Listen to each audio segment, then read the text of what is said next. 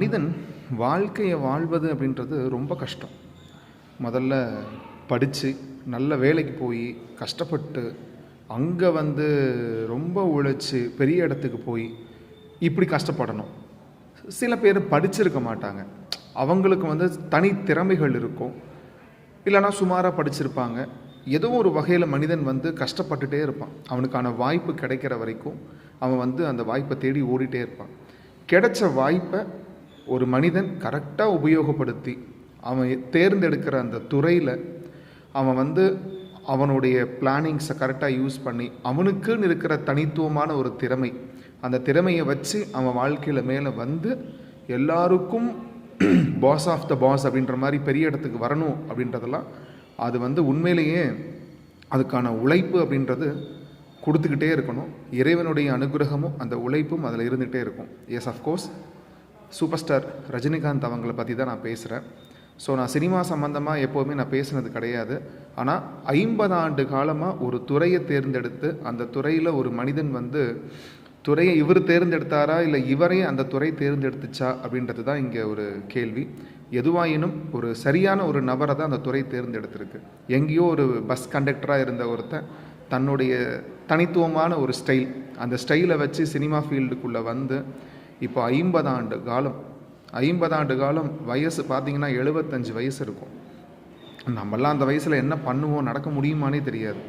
So அப்படி தனித்துவமான ஒரு ஸ்டைலால், தன்னுடைய தனித்துவமான நடிப்பாலையும் 50 ஆண்டு காலம் ரசிகர்களை அப்படியே கட்டி போட்டு அந்த துறையில் தான் சூப்பர் ஸ்டார் அப்படின்ற லெவலுக்கு ஒரு மனிதன் வளர்ந்து இருக்கிறார் அப்படின்னு சொன்னால் உண்மையிலே hats off Rajini sir. And many more happy returns. இன்றைக்கி உங்களுக்கு பர்த்டே. ஸோ இதில் உங்களுக்கு இறைவன் நல்ல பூரண ஆயுசையும் கொடுத்து நல்ல உடல் ஆரோக்கியத்தையும் கொடுத்து உங்களை இன்னும் மென்மேலும் நிறைய சினிமாக்கள் நடிக்க வச்சு நீங்கள் எங்களை மகிழ்விக்கணும் அப்படின்றது தான் நான் இறைவன்கிட்ட பிரார்த்திக்கிறேன்.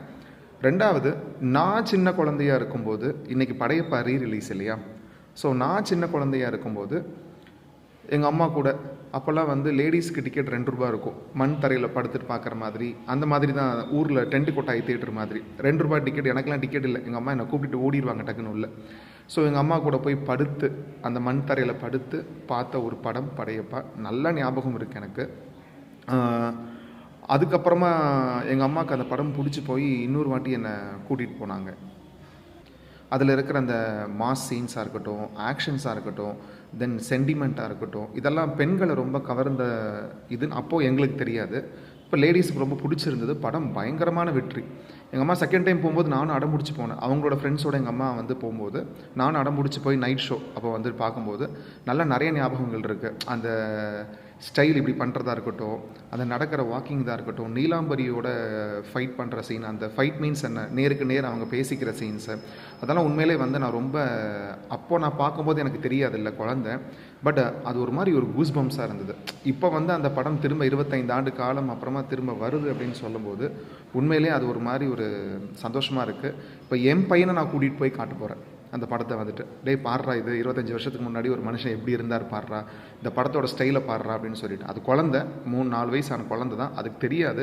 பட் அந்த குழந்தை பார்க்குற சில விஷயங்கள் அது என்ன நினைக்கும்னு நமக்கு தெரியாது. பட் நான் குழந்தையாக இருந்து பார்த்த படம் இப்போ என் குழந்தை என்னோட சேர்ந்து பார்க்க போகிறான். ரொம்ப எக்ஸைட்டிங்காக இருக்குது. அந்தளவுக்கு ஒரு துறையில் ஒரு மனிதன் உயர்ந்து நிற்கிறான் அப்படின்னு சொன்னால் உண்மையிலே அந்த மனிதனுக்கு ஒரு பெரிய சல்யூட் பண்ணணும். சேம் டைம் இறைவனுடைய பரிபூர்ண அனுகிரகம் அந்த மனிதனுக்கு இருக்குது அப்படின்றது தான் அர்த்தம். வாழ்க பல்லாண்டு. ஓம் ஸ்ரீ ராகவேந்திராய நமः. தேங்க்யூ.